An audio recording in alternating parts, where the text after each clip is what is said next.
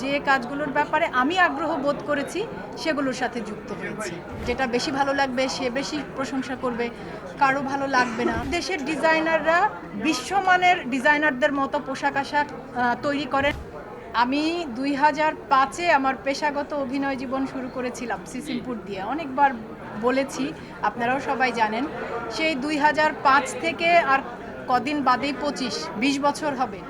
এই 20 বছরে সে প্রথম বছর থেকে এই বছর পর্যন্ত আমি শুধুমাত্র অভিনয় আর মডেলিং ছাড়া আর কিচ্ছু করিনি। আর কোনো কাজের সাথে, কোনো কিছুর সাথে আমার কোনো যুক্ততা পাওয়া যায়নি। কারণ আমি যখন পেশাগতভাবে কাজটা শুরু করি তখনই আমি সিদ্ধান্ত নিয়েছিলাম যে আমি অভিনেতা এবং মডেল হিসেবে কাজ করতে চাই।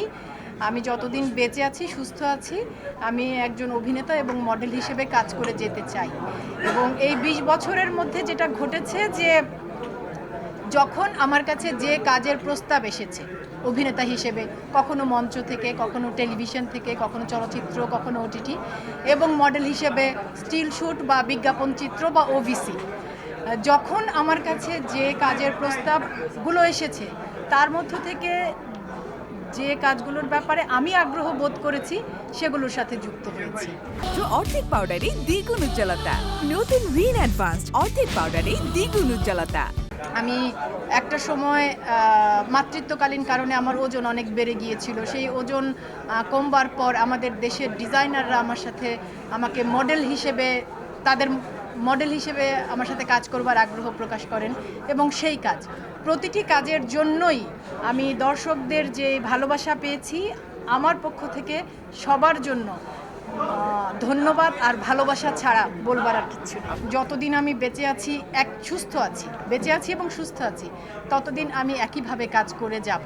তো এটা আমার ইচ্ছা। তো সেই কাজ কারো ভালো লাগবে, যার যেটা বেশি ভালো লাগবে সে বেশি প্রশংসা করবে, কারো ভালো লাগবে না, কারো ভালো না লাগলে সে সমালোচনা করবে। এটাই স্বাভাবিক। যারা র্যাম্প মডেল হিসেবে কাজ করে তারা বিভিন্ন রকমের আমাদের ইস্টার্ন পোশাক, ওয়েস্টার্ন পোশাক, সব রকমের পোশাক পরে। কিন্তু সোশ্যাল মিডিয়া না থাকবার কারণে এগুলো সাধারণ মানুষরা ওভাবে জানতে পেতেন না যে ঢাকায় র্যাম্প শোগুলোতে মডেলরা কেমন পোশাক পরে বা ডিজাইনাররা কেমন পোশাক ডিজাইন করে।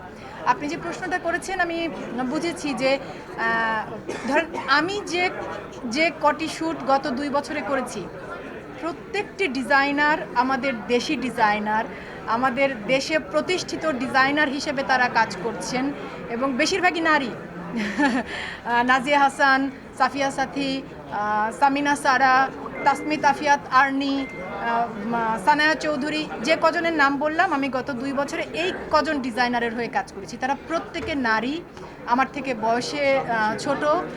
আমার তো এটা দারুণ লাগে যে আমাদের দেশের ডিজাইনাররা বিশ্বমানের ডিজাইনারদের মতো পোশাক আশাক তৈরি করেন এবং এই শহরে তাদের পোশাকের একটা বিশাল শ্রেণী আছে, গ্রাহক শ্রেণী। আর ওই যে আমি যেটা বলছিলাম যে আমি তো একজন পেশাদার অভিনেতা এবং মডেল। আমি যখন এমন কোনো চরিত্রে কাজ করব যে চরিত্রটা ছেঁড়া তেনা শাড়ি পরে থাকে, তখন সেই চরিত্রের অনুযায়ী পোশাক পরব। আমি যখন এমন কোনো চরিত্রে কাজ করব যেই চরিত্রটা এই শহরের ডিজাইনারের সবচাইতে কি বলবো গ্ল্যামারাস পোশাক আশাক পরে কাজ করে, আমি তখন সেই চরিত্র অনুযায়ী পোশাক পরব।